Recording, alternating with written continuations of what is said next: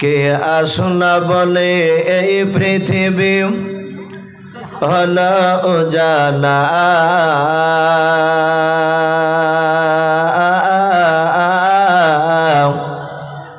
কে গাইল এসে সাম্যের গানু শূন্য কাফেলা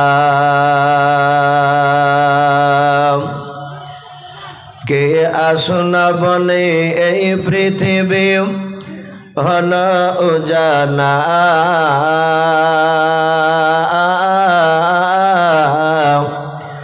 কে গাইল এসে সাম্যের গানু শূন্য কাফেলা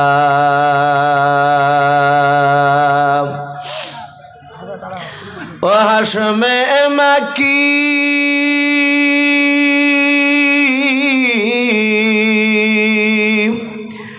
ও হাশমে মাকি মাদানী শাহে মদিনা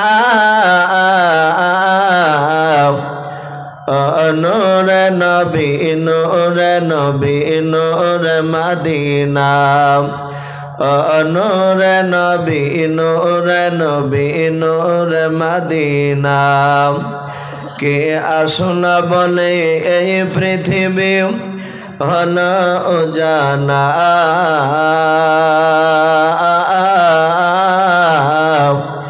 কে গাইল এসে সাম্যের গানু শূন্য কাফেলা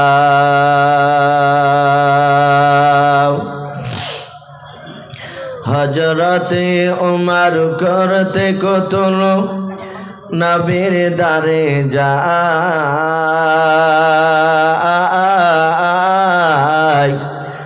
আর নুরানি তার চেহারা দেখে উমর ফেদা হয়ে যায় বলুন সুবহানাল্লাহ হযরতে উমর করতে কতল নবীর দারে যায়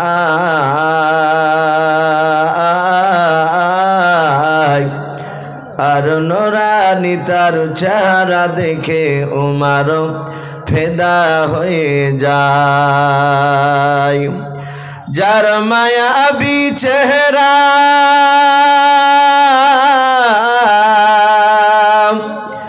যার মায়াবী চেহারা দেখে উমর হয়ে যায় নবীর দিবানা নূরে নবী নূরে নবী নূরে মদিনা নূরে নবী নূরে নবী নূরে মদিনা কে আসনা বলে এই পৃথিবী হলো উজালা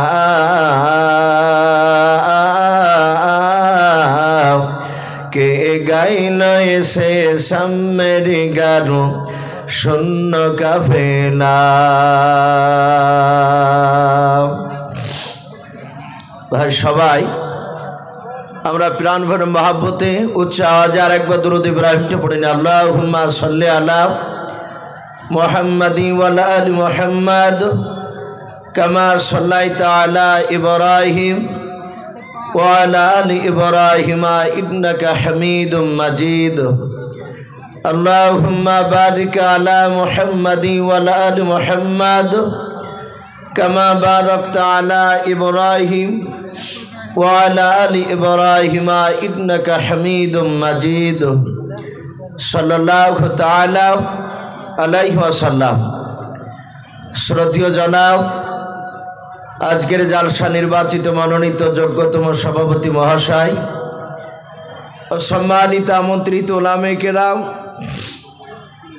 ও আমার সম্মুখের শ্রদ্ধেয় বা জ্যেষ্ঠ বাবা জীবনেরা, আমার সমবয়স্ক সমাজস্য যুবক ভাইয়েরা, পর্দার আড়ালের মা বোনেরা ও আমার সম্মুখের কচি কচি স্নেহের বাচ্চারা, সকলকে জানাই আমার বুক ভরা ভালোবাসা সালাম।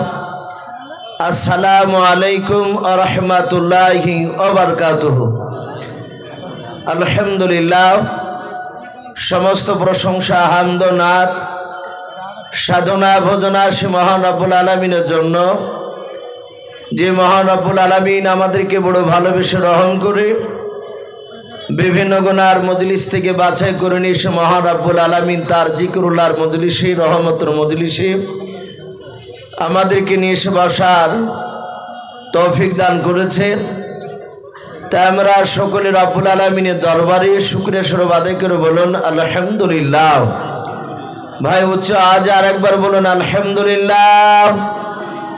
তারপরে পরে আপনার আমার নবী, যিনি ধর্মের গুরু, বিশ্ববরণ্য নেতা, নবিকুল শরমানি পয়গম্বর আজম, যিনি সাইয়্যিদুল মুরসালিন ও খাতামান নবিয়্যিন, যিনি হাবিবে কিবরিয়া আশরাফুল আম্বিয়া, যিনি হায়াতুন নবী, জিন্দা নবী জনাবি মোহাম্মদ রাসূলুল্লাহ সাল্লাল্লাহু তাআলা আলাইহি ওয়াসাল্লামের উপরে অগণিত দুরূদ ও সালাম বর্ষিত হোক, অর্পিত হোক। সকল বলুন আল্লাহুম্মা আমিন। সম্মানিত ভাইরা, আমার বাবা জীবনেরা, আমি আপনাদের সম্মুখে কোরআনুল কারীম থেকে বেশ কয়েকটা এত টুকরা তেলাওয়াত করেছে। তারপরে পুরো বিশ্ব নবীজির পবিত্র জবান থেকে মাত্র দুটো হাদিসের টুকরা পাঠ করেছি ইনশাআল্লাহ। যথাসময়ের মধ্যে আমার বক্তব্য করব। ভাই যারা সাইডে দাঁড়িয়ে আছে না, অনেক যুবক ভাই বাপজি দাঁড়িয়ে আছে, আমি সকলকে অনুরোধ করব, আমি সামনেকার বাপজি ভাইদেরকে বলছি, ভাই হয়তো আদায় করার আগে মজলিস হয়তো ভরপুর হয়েছিল, কিন্তু এখন দেখছি অনেক জায়গা ফাঁকা হয়ে গেছে। আমরা সকলে জানি যত গভীর রাত্রি হয়, বিশ্বনবী বলেছেন তার রহমতের দরজাগুলো আল্লাহর খুলে যায়। বলুন আলহামদুলিল্লাহ। তো ভাই আমরা একটু সামনের দিকে তাকিয়ে আমরা এই গভীর রাত্রিবেলা বিশ্বনবীর একটা সুন্নাতকে বাপজি আমরা জিন্দা করব। আমরা সামনে মানুষ একটা বসে থাকার মতো ফাঁকা জায়গা, বাপজি ভাই আমি অনুরোধ করব, আমরা কেউ ফাঁকা রাখবো না ইনশাল্লাহ। একটু এগিয়ে আসি বাপ, একটু সামনের দিকে দেখে আমরা একটু এগিয়ে আসি। আর যেসব ভাইয়ার একটু সাইডে দাঁড়িয়ে আছো যুবক ভাই, আমি তোমাদেরকে অনুরোধ করছি ভাই, ওইভাবে দাঁড়িয়ে না থেকে একটু সামনের দিকে এসে আমরা বসে যাই। মাশাআল্লাহ ভাই, একটু এগিয়ে আসি। ও দেখেন কিছু ভাই উঠেছেন, অনেক বাপজিরা তাকাচ্ছেন। ভাই আমি আপনাদেরকে অনুরোধ করব, যদি নবীর মহব্বতে, যদি রসুলকে ভালোবাসে তাহলে আসুন। আর নবীকে যদি মহব্বত না করে তাহলে আপনারা যদি না আসেন তাহলে বাপজি আমার কিছু করার নেই। আমি প্রতিটা বাপজি ভাইদেরকে বলবো একটু এগিয়ে আসি। নবীর মহব্বতে রসুলুল্লাহর একটা সুন্নাতকে জিন্দা করবে ইনশাআল্লাহ। নবী বলেছেন এমন একটা সময় আসবে যে সময় আমার উম্মাতিরা তারা একটা সুন্নাতকে যদি জিন্দা করে, নবীজি বলেছেন তাদের আমলনামায় 100টা শহীদের সব লিখে দেওয়া হবে। বলুন আলহামদুলিল্লাহ। ভাই একটু এগিয়ে আসে, ওই পেছনকার বাপজি ভাই, আমি আপনাদেরকে বলছি ভাই, আমি বারবার আপনাদেরকে ডাকবো না, আমি একবারই ডাকছি। আমি ওয়াজ শুরু করে দিলে আর আপনাদেরকে সামনে এগিয়ে আসুন এই কথা বলবো না, শোনা। একটু এগিয়ে আসি। আমার পরে যে বক্তা আজকে জালসা, যিনি প্রধান বক্তা, আলহামদুলিল্লাহ উনি সময় মোতাবেক এসে হাজির হয়ে যাবে। এসে যেন দেখে যে মুর্শিদাবাদের মানুষরা তারা কতটা নবীর আশিক দিবানা, নবীকে কতটা তারা মহব্বত করে। ভাই লজ্জা করবো না ভাই, একটু এগিয়ে আসি।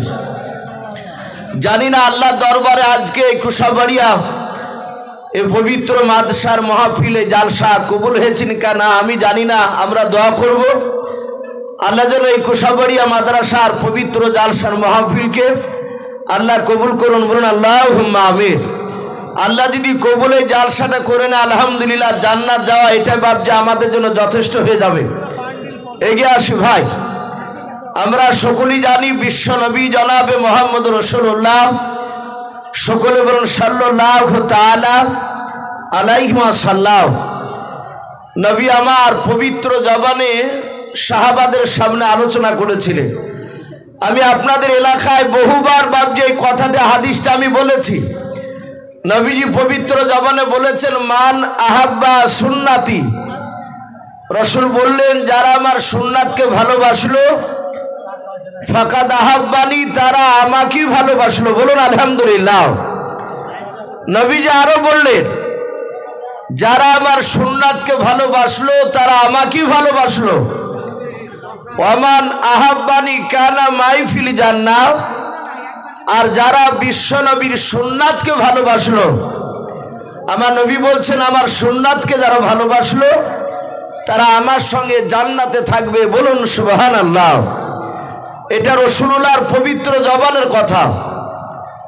আপনারা আমরা দাবি করি যে রসুলকে ভালোবাসি, কিন্তু বাপজি নবীর সুন্নাতকে যদি না মানা যায় তাহলে জান্নাতে যাওয়া যাবে? একটু কথা বলুন। জান্নাতে যাওয়া যাবে না।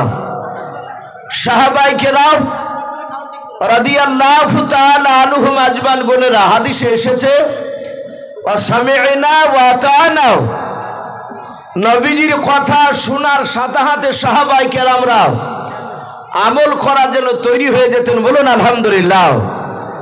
তারা নবীজির সুন্নাতকে এত মানতেন, আমার বিশ্ব নবী জনাবে মোহাম্মদ রাসূলুল্লাহ সাল্লাল্লাহু আলাইহি ওয়াসাল্লাম যেই কথাটা বলতেন সাহাবারা সাথে সাথে মেনে নিতেন।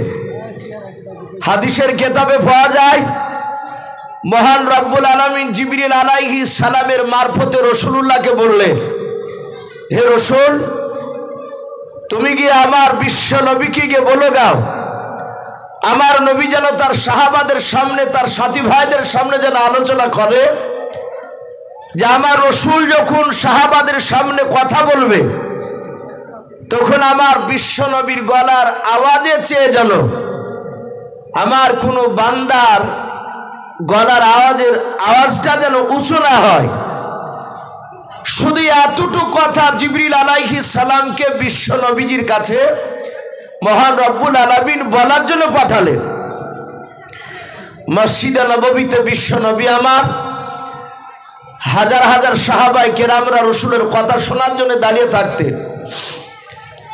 আমার বিশ্ব নবী শুধু এতটুকু কথা বলে গো সাহাবায়ে কেরাম, আল্লাহ আমাকে জিবরিলের মারফতে জানিয়ে দিয়েছেন আমি যখন তোমাদের সামনে কথা বলবো তোমরা যেন আমার গলার আওয়াজে চেয়ে যেন তোমাদের গলার আওয়াজটা উঁচু যেন না হয়।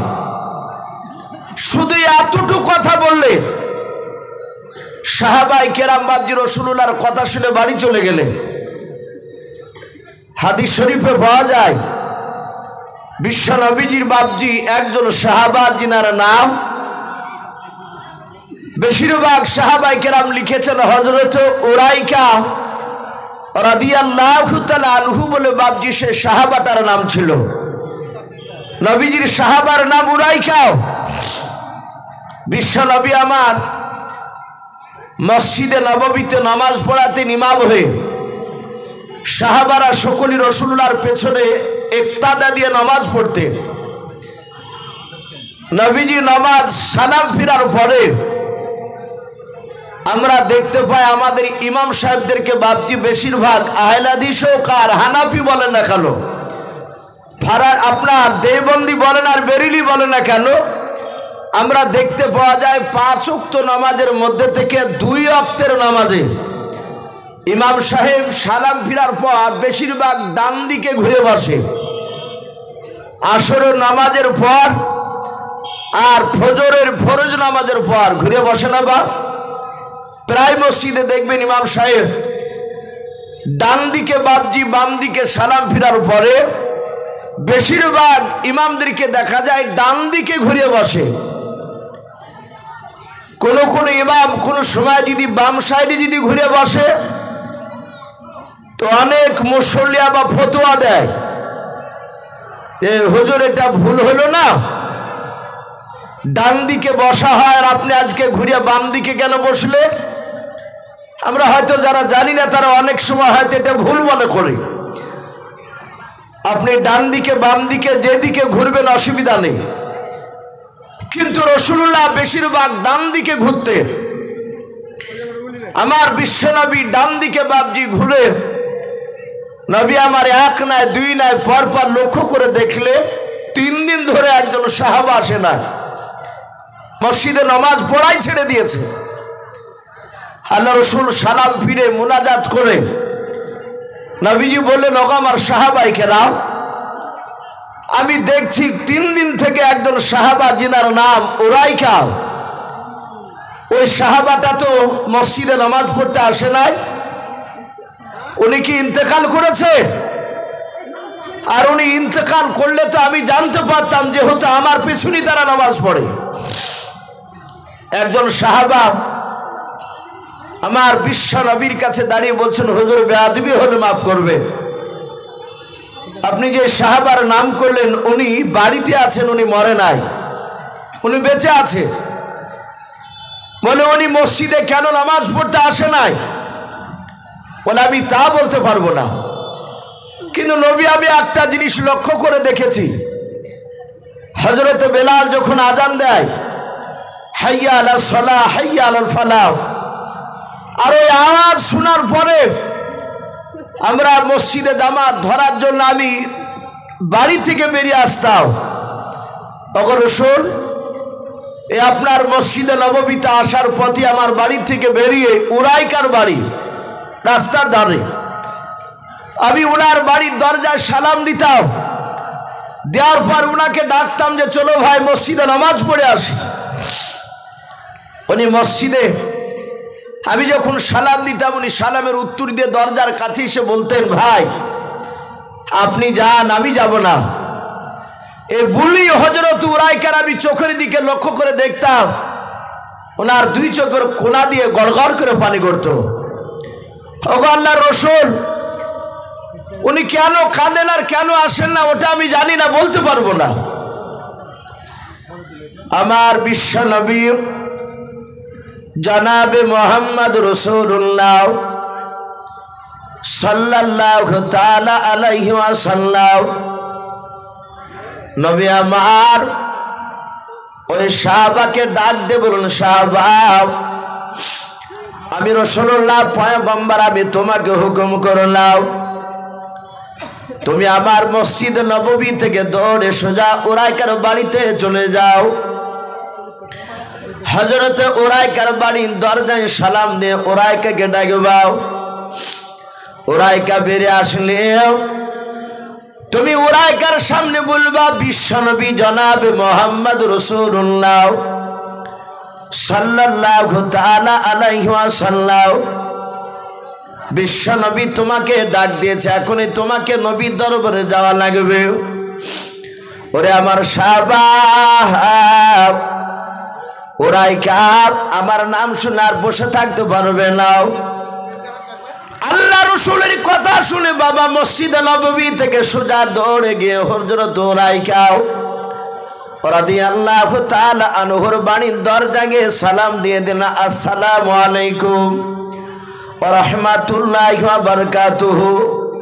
উরাইকা ভেতর থেকে সালামের উত্তর দেওয়ার পর দরজাখানা খুলে বললেন, কে ভাই? সাহাবা ডাক দিয়ে বললেন, ভাই আমি বিশ্ব নবীর সাহাবা। বলে কেন তুমি আমার কাছে এসেছো মালাও? বলে সারা পৃথিবীর দরদি নবী জনাবে মুহাম্মদ রাসূলুল্লাহ সাল্লাল্লাহু তাআলা আলাইহি ওয়াসাল্লাম নবী তোমাকে এখনই ডাক দিয়েছে। উরাইকা সালমান নয় বাবা সাহাবার কাছে বলেন, ভাই বলো আমার নবীজি কোথায় ডাক দিয়েছে, কোথায় নবী আছে মালাও? সাহাবা ডাক দিয়ে বলেন, মসজিদ নববীতে বসে আছে। আমি মসজিদ নববী থেকে আমি এক্ষুনি দৌড়ে চলে আসলাম তোমার দরবারে তোমাকে ডাকতে। উরাইকা আর দাঁড়ালেন না, উনি সোজাসুজি বাবজি দৌড়াতে লাগলেন। আল্লাহর নবী জনাবে মুহাম্মদ রাসূলুল্লাহ সাল্লাল্লাহু তাআলা আলাইহি ওয়াসাল্লামের মসজিদ নববীর দরজায় যাওয়ার পর আল্লাহর নবীজিকে আস্তে করে সালাম দিলেন, আসসালামু আলাইকা ইয়া রাসূলুল্লাহ ইয়া হাবিবাল্লাহ। আমার নবী সালামের উত্তর নিয়ে বলেন, উরাইকা কেন তুমি আজ 3 দিন ধরে আমার মসজিদ নববীতে নামাজ কেন পড়তে আসো না? আল্লাহ রাসূল যখন এই কথাটা উরাইকাকে বললেন, হযরত উরাইকার 2 চোখের কোনা দিয়ে বাবজে পানি গড়তে লাগলো। হামা করে তিনি কাঁদতে শুরু করলেন।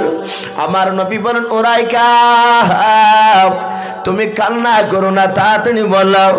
উরাইকা আস্তে করে বলেন, নবী আজ 3 দিন আগে আপনি বলেছিলেন, ওগো সাহাবায়ে কেরাম শুনে নাও, আমার আল্লাহ জিবরিলের মারফত আমাকে জানিয়ে দিয়েছে আমি নবী তোমাদের সামনে যখন কথা বলবো, ওরে সাহাবারা তোমরা আমার সামনে তোমরা এমন ভাবে কথা বলবা যেন আমার গলার আওয়াজের চেয়ে তোমাদের গলার আওয়াজটাও উঁচু যেন না হয়ে যায়। ও নবী, যেই কথাটা বলার পর নবী আপনার দরবারে আমি আসি নাই একটাই কারণে। বলে কি কারণে বলো?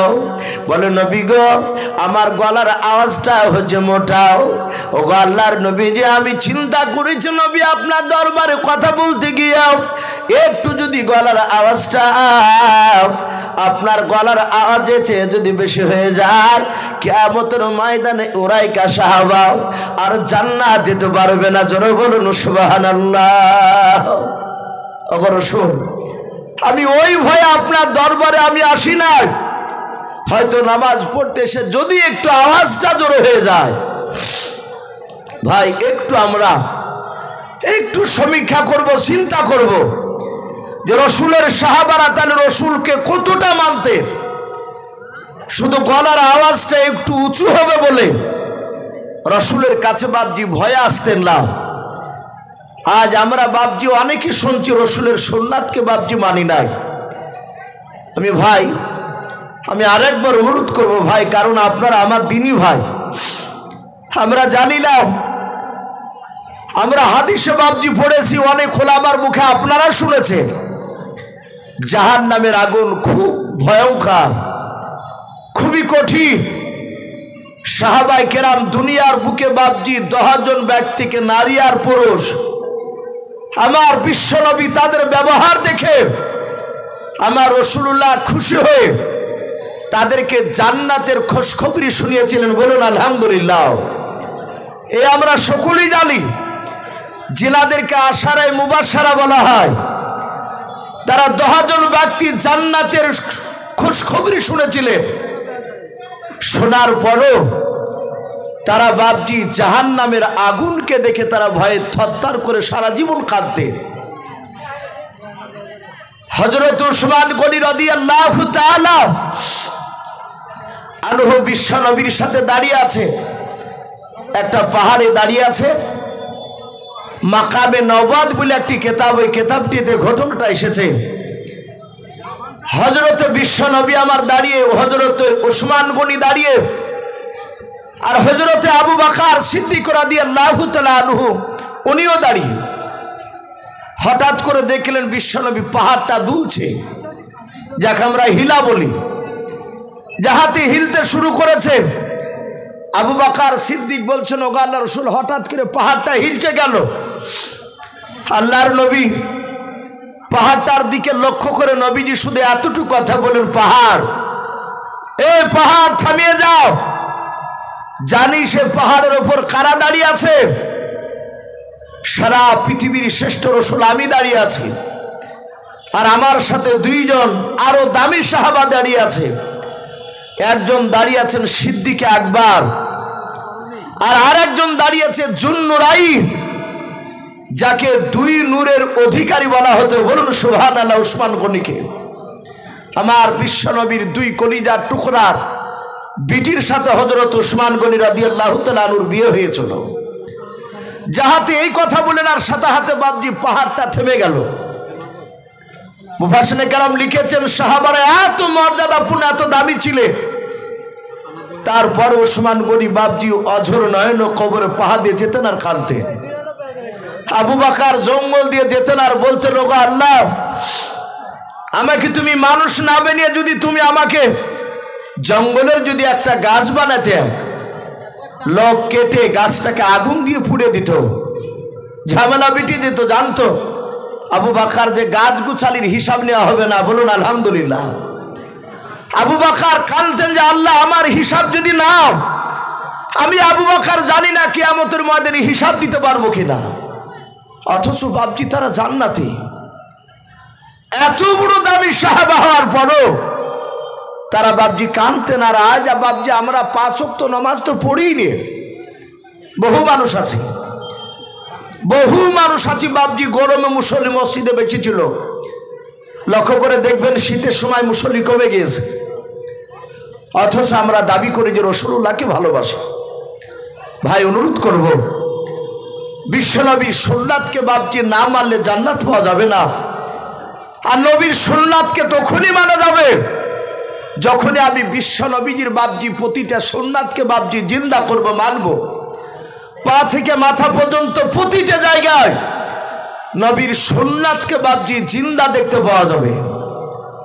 সাহাবারা মেনেছিলেন, তাই বাপজি তারা দামি হয়ে গিয়েছিলেন। সাহাবাদের কথা অনেক শুনেছে। আমার বিশ্বনবী জনাবে মোহাম্মদ রাসূলুল্লাহ সাল্লাল্লাহু তাআলা আলাইহি ওয়াসাল্লাম, আমার এই বিশ্বনবী আমার সাহাবাদের সামনে জান্নাত জাহান্নামের কথা বাপজি শুনিয়েছিলেন।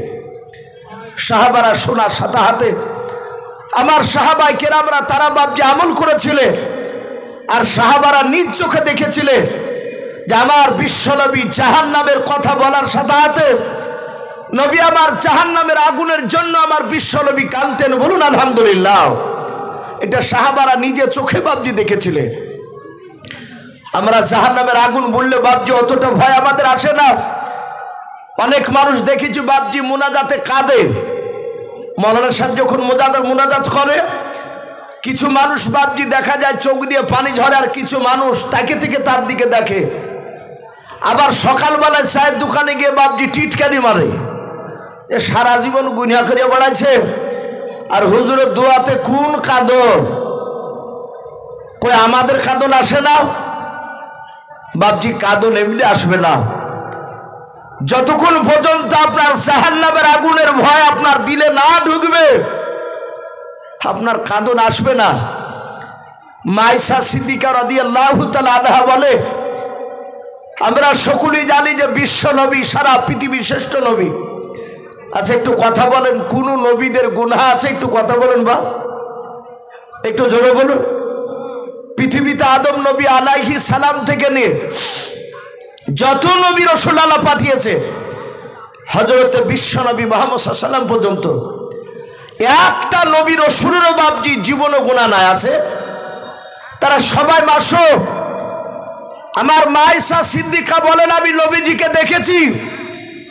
আমার বিশ্বনবী যেদিন আমার বাড়িতে পালি পড়তো, আমার বিশ্বনবী সারা রাত বাপজি নফল নামাজ তাহাজ্জুদ নামাজে দাঁড়িয়ে থাকতে।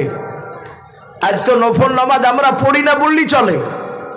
মসজিদে বাপজি এখন 3 রকমের মুসল্লি দেখতে পাওয়া যায়। প্রতিটা মসজিদে একটু লক্ষ্য করে দেখবেন, কিছু মনে করবেন না বাপ। যাহাতে এক শ্রেণী দেখা যায় ফরজ নামাজ হয়ে গেলি অমনি সোজা বাপজি আপনার বেরিয়ে অনেকে মোনাজাতও করে না। আপনি যে মোনাজাত করছেন না, আমি আপনাকে অন্যায় করছেন এ কথা আমি বলছি না, কিন্তু দেখা যাচ্ছে ফরজ নামাজের পর সোজা বেরিয়ে মসজিদ থেকে বেরিয়ে বাড়ির দিকে চলে যাচ্ছে, তার মানে সে সুন্নাতও পড়ে না। আবার আর এক শ্রেণীর লোককে দেখা যাচ্ছে সুন্নাত পড়ছে, তারপর আবার বেরিয়ে চলে যাচ্ছে, সে নফলও পড়ে না। আছে কিনা একটু কথা বলে?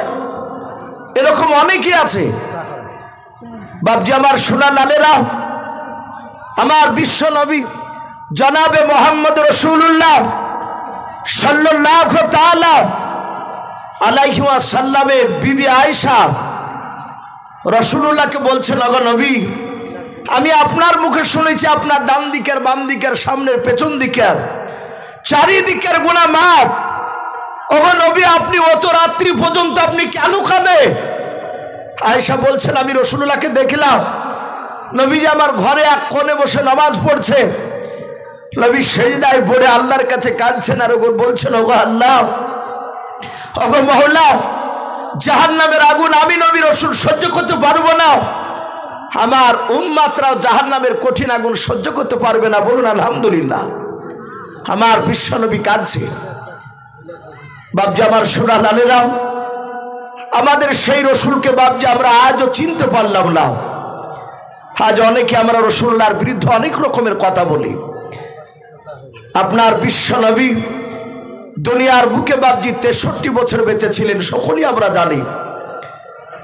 এই নবী 63 বছরের মধ্যে নবী 23 বছর মানুষের দাঁড়ে দাঁড়ে মার খেয়ে খেয়ে কলমার দাঁত দিলে নবী এখনো কাঁদছেন মদিনায় রওজাতুল মানুওয়ারায়। বাপজি রাসূলুল্লাহ জিন্দা অবস্থায় শুধু কেঁদেছে, যখন মালিক কবরের আযাব, জাহান্নামের আযাব আমি আমার উম্মত সহ্য করতে পারবো না, তুমি আমার উম্মতদেরকে তুমি মাফ করে দিও, বলুন সুবহানাল্লাহ। নবী শুধু এইভাবে কাঁদতেন। হাদিস শরীফে পাওয়া যায়, আজ যেমন আপনার আমার মুখের দিকে চেয়ে আছে আমার বিশ্ব নবী, রহমতের নবী আমার মসজিদে নববীতে বাপজি রাসূলুল্লাহর সাহাবাদেরকে নিয়ে কথা বলছিলেন। আমার নবী সাহাবাদেরকে এত ভালোবাসতে, সাহাবা নবীদেরকে নবীকে ভালোবাসতে, আমার নবী সাহাবাদের দিকে কথা বলতে বলতে হঠাৎ করে বিশ্ব নবীর সাহাবারা বলে, আমরা দেখলাম দরদি নবী আমার আমাদের দিকে আর তাকালেন না, উনি সাতাহাতে বাপজি আসমানের দিকে তাকাতে শুরু করলে। আমার বিশ্ব নবী দরদি নবী আমার অনেকক্ষণ ধরে সাহাবা বলেন যে আমাদের দিকে তাকায় না, আসমানের দিকে তাকাচ্ছে রাসূল। সাহাবারা বলছেন আমরা আশ্চর্য হয়ে গেলাম, নবী অপর দিকে কেন তাকাচ্ছে? আমার বিশ্ব নবীর সাহাবারা বলে দেখলাম কিছুক্ষণ ধরে নবী তাকানোর পরে নবী যেন কার সঙ্গে যেন কথা বলছেন, বলুন আলহামদুলিল্লাহ। সাহাবারা বলেন আমরা কাউকে দেখতে পেলাম না, কিন্তু বিশ্ব নবী দরদি নবী আমার কার সাথে যে কথা বলছেন নবীর আওয়াজটা আমরা শুনছিলাম, কিন্তু নবী যার সাথে কথা বলছিলেন তার আওয়াজ আমরা শুনতে পাচ্ছিলাম না। কিতাবে এসেছে বাপজি বিশ্ব নবী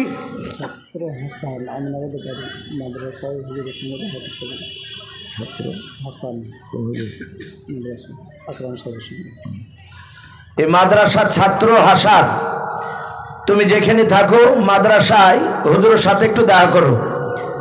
মাদ্রাসার ছাত্র হাসান, তুমি যেখানে থাকো তুমি তোমার মাদ্রাসার হুজুরের সাথে একটু দেখা করো। তো ভাই আমি বলছিলাম আল্লাহ রসুল বাপজি সাহাবারা বলেন যে রসুল যার সাথে কথা বলছিলেন ওই ব্যক্তিকে আমরা দেখতে পাচ্ছিলাম না, কিন্তু নবী যে কথাগুলো বলছিলেন সে কথাগুলো আমরা শুনতে পাচ্ছিলাম। কিন্তু হাদিসের কিতাবে এসেছে নবী যার সাথে কথা বলছিলেন তিনি ছিলেন সম্রাট জিবরিল আলাইহিস সালাম, বলুন আলহামদুলিল্লাহ। এই জিবরিল ফেরেশতা, আচ্ছা একটু জোরে কথা বলুন, আমরা কেউ কি জিবরিলকে দেখেছি ভাই? আমরা জিবরিল কেন কোনো ফেরেশতাকে আমরা দেখতে পাইনি। আর আমাদের যে আমল, আমাদের মনে হয় না যে বাপজি কোনো ফেরেশতা আমাদের সাথে দেখা দেবে, কিন্তু হাদিসের কিতাবে পাওয়া যায় আপনার কোনো মানুষ যে ফেরেশতাকে দেখতে পাবে না তা নয়, আপনি দেখতে পারেন। আল্লাহ রসুলের আপন চাচা একজন সাহাবা যিনার নাম কিতাবে এসেছে হযরত আব্বাস রাদিয়াল্লাহু তাআলা আনহু বলে নাও। আল্লাহ রসুলকে হঠাৎ করে একদিন বলেন, ওগো আল্লাহ নবী আপনার কাছে যে সম্রাট জিবরিল আলাইহিস সালাম আসে ওই ফেরেশতাকে আমি একবার সুচক্ষে আমি দেখতে চাই। আল্লাহর নবী বললেন, ওগো চাচা আমি জিবরিলকে দেখতে পাই, আপনি জিবরিলকে দেখতে পাবেন না, কিন্তু হযরত জিবরিল আলাইহিস সালাম কে তুমি দেখতে পাবে না। আব্বাস বারবার বলেন, ওগো আল্লাহর রাসূল তুমি যদি চেষ্টা করো তো তুমি ফেরেশতা জিবরিলকে আমাকে দেখাতে পারবে, আমি একবার দেখতে চাই। রাসূল বলেন, চাচা দেখবেন? বলে হ্যাঁ। বলে আমি সময় মতো আপনাকে আমি একদিন দেখে দেব। আমার বিশ্ব নবীজির চাচা আব্বাস রাদিয়াল্লাহু তাআলা আনহু বলেন, আমি মসজিদে নববীর বারান্দায় বসেছিলাম, আল্লাহর নবীজি ওযু বানাচ্ছিলেন, নবীজির ওযু বানানোখানা আমি দাঁড়িয়ে দাঁড়িয়ে দেখছিলাম। নবীজির ওযুখানা হয়ে গেল, ওই সময় বিশ্ব নবী দরদি নবী আমার দাঁড়িয়ে আছেন। হযরত জিবরিল আলাইহিস সালাম নবীজিকে সালাম দিলেন, আসসালামু আলাইকা ইয়া রাসূলুল্লাহ। নবী আমার সালামের উত্তর দিয়ে বলেন, জিবরিল ভাই কি ব্যাপার, তুমি আমার কাছে কেন এসেছো মালাও? জিবরিল বলে, নবীজি আমি আপনার সাথে দেখা করতে এসেছি, আপনার সাথে আমার কথা আছে। আল্লাহর নবী বলেন, জিবরিল ভাই তুমি এখানে একটু দাঁড়িয়ে যাও। এখানে আমার মসজিদ নববীর বারান্দায় আমার আপন চাচা আব্বাস রাদিয়াল্লাহু তাআলা আনহু দাঁড়িয়ে আছেন। ওরে জিবরিল ভাই, আমার চাচা কয়েকদিন হয়ে গেল তোমার বাহ্যিক চেহারাখানা, তোমার চেহারাখানা দেখার জন্য আমার কাছে আবদার করেছে। ভাই জিবরিল তুমি দাঁড়িয়ে যাও, তোমার অরিজিনাল সুরাতটা চেহারাখানা তুমি একবার দেখাও। আল্লাহর নবী বললেন, ও আমার চাচা আপনি ফেরেশতা জিবরিলকে দেখবো বলছিলেন? বলে হ্যাঁ। বলে দেখলে ওই দেখুন, আপনি তাকে দেখুন, জিবরিল আলাইহিস সালাম দাঁড়িয়ে আছে। হযরত আব্বাস বলেন, আমি বিশ্ব নবীর কথা শোনার পর আমি জিবরিলের দিকে একটিবারও তাকালাম, শুধু আমি জিবরিলের পায়ের দিকে লক্ষ্য করলাম, আর সাথে হাতে জিবরিল নাই। আব্বাস বলেন, আমি বেহুশ হয়ে পড়ে গেলাম। বলুন সুবহানাল্লাহ। সাথে হাতি অকার বিশ্ব নবী আমার পবিত্র বরকতময় হাত দিয়ে পানি ছিটা মারলেন আব্বাসের চেহারা। হুশ ফিরল, জ্ঞান ফেরার পর নবী বললেন, ওগো আমার চাচা তুমি জিবরিলকে দেখলেও? বলে হুজুর আমি তার পুরা চেহারাখানা দেখি নাই, শুধু তার পায়ের দিকে নজর করেছে আর আমি বেহুশে পড়ে গিয়েছিলাম। সম্মানিত ভাইরা আমার, বাবাজি বোনেরা, আব্বাস রাদিয়াল্লাহু তাআলা আনহু তিনি ফেরেশতাকে দেখেছেন। কিন্তু আমি আপনাদের এলাকাতে হয়তো বলেছি, অনেকে হয়তো আপনারা জানেন না যে জিবরিল কত বড় ফেরেশতা। সাহাবারা নবীকে জিজ্ঞাসা করেছিলেন, নবী জিবরিলের বড় কত বড় ফেরেশতা, সেটা বলতে গিয়ে বলেছিলেন, ওগো সাহাবায়ে কেরাম জিবরিল এত বড় ফেরেশতা, গোটা পৃথিবীতে আসমানের নিচে যত জমিনে বাপজি পানি রয়েছে, যত পানি আছে সব পানি তুলে যদি জিবরিলের মাথা চাঁদিতে ঢেলে দেওয়া যায়, পবিত্র রসুল পবিত্র জবানে বলেছে যে সারা পৃথিবীর পানি গড়তে গড়তে গড়তে গড়তে এই জিবরিলের থুতনি পর্যন্ত আস্তে আস্তে গোটা পৃথিবীর পানিগুলো সব শুকে যাবে। বলুন আলহামদুলিল্লাহ। তাহলে জিবরিল কত বড় ফেরেশতা। সম্মানিত ভাইরা আমার, বাবাজি বোনেরা, এখান থেকে বাবজি মুফাসসিরিনে কেরাম লিখেছে যে ফেরেশতাকে যে মানুষরা দেখতে পাবে না তা নয়, সেই রকম যদি দামি যদি আপনার উম্মাত হতে পারা যায়, এখনো যদি সেই রকম আমল যদি হয় আমাদের মধ্যে বাবজি ফেরেশতার মধ্যে দেখা হতে পারে। বলুন আলহামদুলিল্লাহ। বাবজি আমার সোনা লালেরাও, আমরা অনেকেই জানি যে চারটে বাবজি আপনার ইমামের নাম শুনতে পাই। একটু ভালো করে কান লাগাবে। অনেকে বলে যে ভাই আমরা হানাফি, কে বলে আমরা শাফি, অনেকে বলে আমরা মালিকি, অনেকে বলে ইমাম আহমদ বিন হাম্বল। এই চারটে ইমামের নাম বলে না ভাই? তো চার ইমামের মধ্যে বাবজি একটি কিতাবে ঘটনা এসেছে, ইমাম আহমদ বিন হাম্বল রহমাতুল্লাহ আলাইহি কিতাবে লিখেছে চারটি ইমামই বাবজি বিখ্যাত, তারা আল্লাহর ওলি ছিলেন, তারা সেই জামানার মুজতাহিদ ব্যক্তি ছিলেন, মুজাদ্দিদ ছিলেন, তারা এত বড় বড় বাবজি, তারা পণ্ডিত আমলিয়াত লোক ছিলেন। তো ইমাম আহমদ বিন হাম্বলের জীবনীতে এসেছে উনিও বাবজি ফেরেশতাকে বাবজি নিজ চোখে দেখে তিনি সালাম দিয়েছিলেন। বলুন আলহামদুলিল্লাহ। ইমাম আহমদ বিন হাম্বল কত বড় দামি আল্লাহওয়ালা ছিলেন, উনি এত বড় বুজুর্গ, ওনার জীবনেতে বাবজি বহু ঘটনা এসেছে, তার মধ্যে একটা ঘটনা তুলে ধরেছে। যিনি এত বড় বুজুর্গ, ওনার জীবনীতে পাওয়া যায় ইমাম আহমদ বিন হাম্বল উনি দিনের বেলায় বাবজি কলমার দাওয়াত দিতে শুরু করেছিলেন। তারা দিনের দাওয়াত দিতে বাবজি বেড়ে গিয়েছিলেন। বেনামাজি মানুষ কিভাবে তারা নামাজি হবে? ইমাম আহমদ বিন হাম্বল এই প্রচন্ড শীতের সময় কিতাবে লিখছে, উনি যেতে যেতে যেতে যেতে বাবজি অনেক দূর চলে গিয়েছে, কলমার দাওয়াত দিয়ে বাড়ি ফিরছিলেন। বাড়ি ফেরার সময় দেখলেন অনেকটা বাবজি আপনার দূরে চলে গিয়েছে, সে বাড়ি পৌঁছানো সম্ভব নয়। সেদিনে আস্তে আস্তে বাপজি সূর্য পশ্চিম দিকে বাপজি ডুবে গেল। হযরত ইমাম আহমদ বিন হাম্বল যেখানে সূর্য ডুবলো রাস্তা আস্তে আস্তে, ওখানে বাপজি তিনি যাই নামাজ বিছিয়ে তিনি নামাজ আদায় করলেন। মাগরিবের নামাজ পড়ে বাপজি সোজা রাস্তা দিয়ে হেঁটে যাচ্ছে। উনি মনে মনে চিন্তা করছেন, গো মালিক, আমি তো বাড়ি পৌঁছাতে পারবো না, অনেকটা দূর চলে গিয়েছি।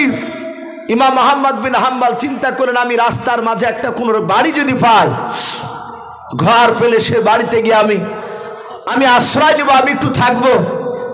ইমাম আহমদ বিন হাম্বলের জীবনীতে লিখছে, উনি ওই মরুভূমির ময়দান দিয়ে যেতে যেতে বাপজি মাঠে দেখলেন রাস্তা ধারে একটা ছোট্ট একটা ঝুপড়ি ঘর।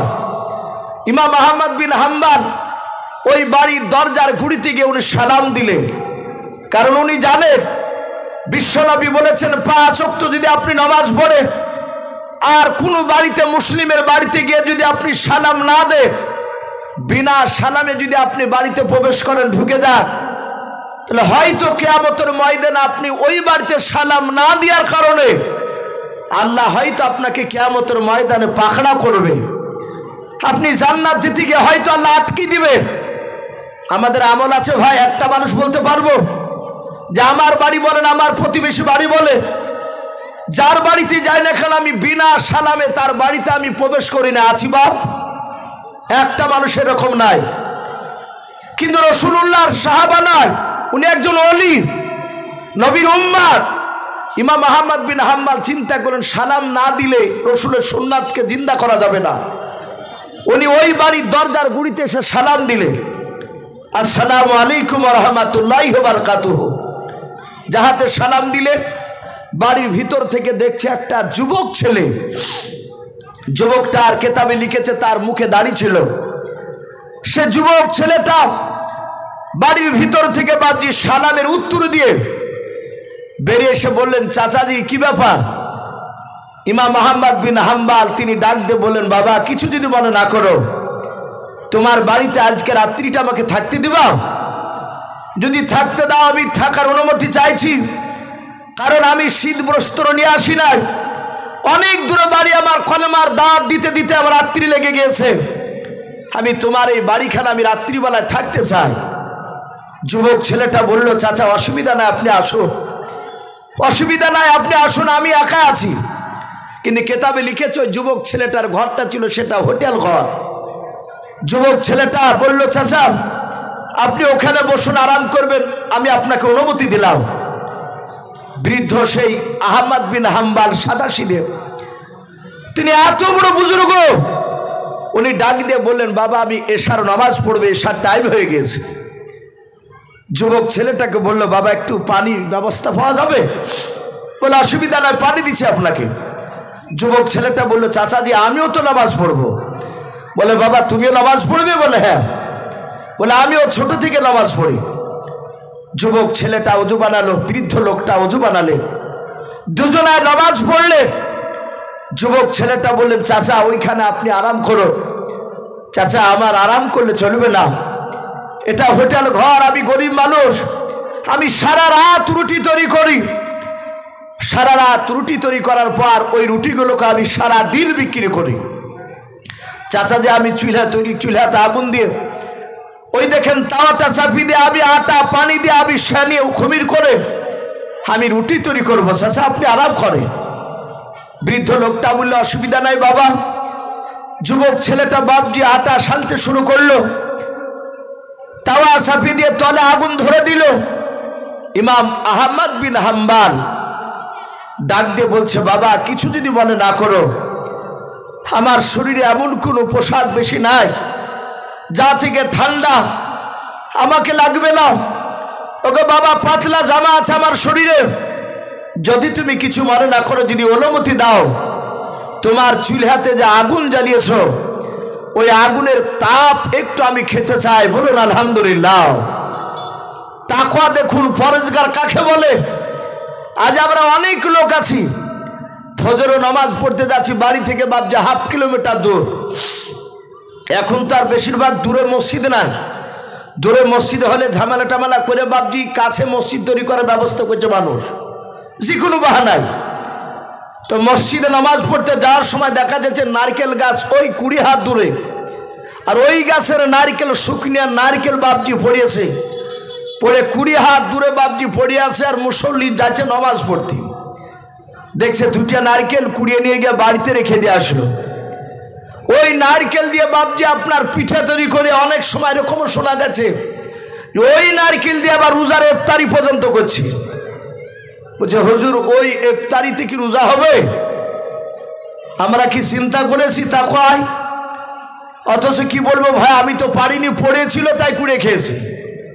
তাকওয়া বলছে খাওয়া যাবে না, কারণ ওই নারকেল গাছের মালিক তো আপনি আমি নয়, যে মালিক তার কাছ থেকে অনুমতি না চাওয়া লাগবে।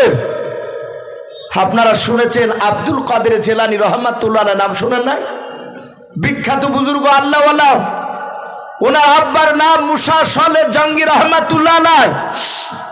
ওনার জীবনীতে এসেছে উনি নদীর ধার দিয়ে যাচ্ছিলেন, একটা আঙ্গুরের থোকা উনি পানি থেকে তুলে খেয়ে নিয়েছিলেন। উনি ক্ষুধার্ত অবস্থায় ছিলেন, যাহাতে আঙ্গুরটা খালে, আর সাথে হাতে আবু মুসা সালে জঙ্গি রহমাতুল্লাহ আলাইহি তার তাকওয়ায় বাপজি ধাক্কা দিতে শুরু করেছে। সাথে হাতে চিন্তা করলেন এই ফলটা খাওয়া আমার উচিত হয় নাই, কারণ নদীর ধার দিয়ে যখন এই ফলটা ভেসে এসেছে নিশ্চয় বাগানটা নদীর ধারে কোথাও আছে, আর ওই আঙ্গুর ফলের বাগানের মালিকের কাছ থেকে তো আমি আঙ্গুরের থোকা খাই নাই। বলুন সুবহানাল্লাহ। ইমানদার এমনি হওয়া যায় না। সঙ্গে সঙ্গে বাপজি ইমাম আহমদ বিন হাম্বল উনি যুবকটাকে বলল, বাবা কিছু যদি মনে না করো, তোমার চুলার আগুনের তাপ একটু আমাকে খেতে দাও। বলে চাচা অসুবিধা নাই, আপনি খান, আমি আপনাকে বাধা দিব না। আপনি যদি আমার চুলার পাশে যদি বসে আগুনের তাপ খান তাহলে আমার ঘুমটা আসবে না, আমার রুটি তৈরি করতে ভালো হবে। বলে তাই বাবা? বলে হ্যাঁ। ইমাম আহমদ বিন হাম্বল বলেন, আমি তার চুলার গুড়িতে বসে বসে আমি সুবহানাল্লাহি ওয়া বিহামদিহি সুবহানাল্লাহিল আযীম এ তাসবিহ আমি পড়তে শুরু করলাম। কিন্তু ইমাম আহমদ বিন হাম্বল উনি বলে, আমি দেখলাম ওই যুবক ছেলেটাকে, যে যুবক ছেলেটা রুটি তৈরি করছিল, উনি বলেন আমি দেখলাম যুবক ছেলেটা রুটিটা তৈরি করে ওই তাওয়ার উপরে যখনই রুটিটা চাপাচ্ছে, সাথে হাতে যুবক ছেলেটা আস্ত করে আওয়াজ দিয়ে বলছেন সুবহানাল্লাহ। আবার ইমাম আহমদ বিন হাম্বল বলেন, আমি দেখলাম রুটিটা যখন উল্টাছে তখনও যুবক ছেলেটা বলছে আলহামদুলিল্লাহ। বলুন সুবহানাল্লাহ। ইমানদার যারা ইমানদার হবে তারা রাস্তাঘাটে যেখানে যাক না কেন, গান তো দূরের কথা, একটা অশ্লীল ভাষা ব্যবহার করবে না। গুনগুন করে সবসময় হয় কোরআনের আয়াত নাহেরের জিকিরুল্লাহ, আল্লাহর জিকির করবে। বলুন আলহামদুলিল্লাহ। কি ভাই করবে না যারা ইমানদার? ইমাম আহমদ বিন হাম্বল রহমাতুল্লাহ আলাইহি উনি এক নাই দুই নাই বাবা, ঘন্টা 3 থেকে বাবা 4 ঘন্টাও মতো উনি ওই চুলার পাশে দাঁড়িয়ে দাঁড়িয়ে না বসে তিনি তাসবিহ করেছিলেন। আর ওই যুবক ছেলেটার বাপজি মুখের দিকে লক্ষ্য করে দেখলেন, বাবা যতবারই বাপজি আপনার রুটিটা উল্টায় ততবারই আলহামদুলিল্লাহ পড়ে, আর যখন রুটিটা তাওয়াতে দেয় তখন সুবহানাল্লাহ পড়ে। বৃদ্ধ লোকটা এই যুবকটার বাপজি আমল দেখে আর থাকতে পারলো না, ডাক দিয়ে বলেছিল, বাবা আমি ঘন্টা 4 থেকে আমি তোমাকে লক্ষ্য করে দেখলাম, তুমি গুনগুন করে তুমি আল্লাহর জিকির করেছো, তাসবিহ পাঠ করেছো। ওরে বাবা আমার মনে হয় তোমার আব্বা মা ইমানদার ছিল, আল্লাহওয়ালা ছিল। যুবক ছেলেটাকে বলেছিল, বাবা তুমি কতদিন ধরে নামাজ পড়ছো? বলে চাচা আমি আপনাকে চিনি না, আমি ছোট্ট থেকে আমি নামাজ পড়ি, আমার আব্বা মা নামাজ পড়তে বলেছিলেন তাই নামাজ পড়ি। ডাক দিয়ে বলেছিল, বাবা তোমার আব্বা মা বেঁচে আছে কি এখনো? বলে না চাচা আমার আব্বা মা কেউ বেঁচে নাই, আমার আব্বা 1 বছর হলে ইন্তেকাল করেছে। ওগো আমার চাচা আমার মা আজ 3 মাস হলো দুনিয়ার বুক থেকে বিদায় নিয়ে চলে গেছে, কেউ বেঁচে নাই।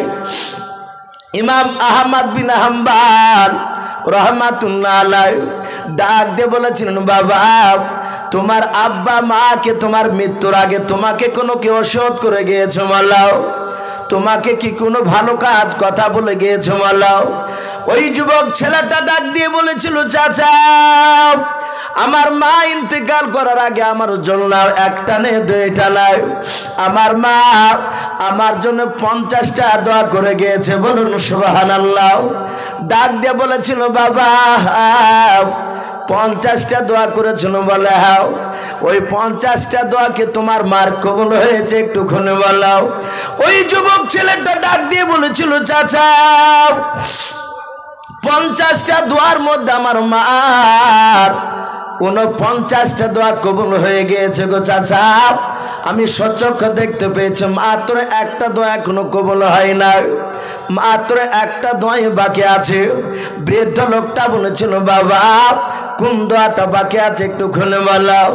ডাক দিয়ে বলেছিল, চাচা আমার মা ইন্তেকাল করার আগে বিছানায় যখন মৃত্যু শয্যায় ছটফট করেছিল, আমার মা বিছানায় পড়ে থাকা অবস্থায় সেই সময় আমি বাজারে লোকেদের মুখে আমি শুনেছিলাম, বাজারে বহু মানুষ বলাবলি করেছিল গোটা পৃথিবীর মধ্যে সবচেয়ে বড় আলেম, ওই আলেমটার নাম ছিল ইমাম আহমদ বিন হাম্বল। ওগো চাচা, লোকেরা সবাই বলাবলি করেছিল গোটা পৃথিবী বিখ্যাত আলেম। ওই আলেমটার কথা শুনে আমি আমার মার সামনে বলেছিলাম, এখানে অনেক বাপজি ভাই রয়েছে, গোটা পৃথিবী বিখ্যাত যিনি এখন একজন আলেম, মুফতি সাহেব। আমরা হয়তো অনেকে বাপজি জানি না, প্রায় উলামারা বাপজি জানে।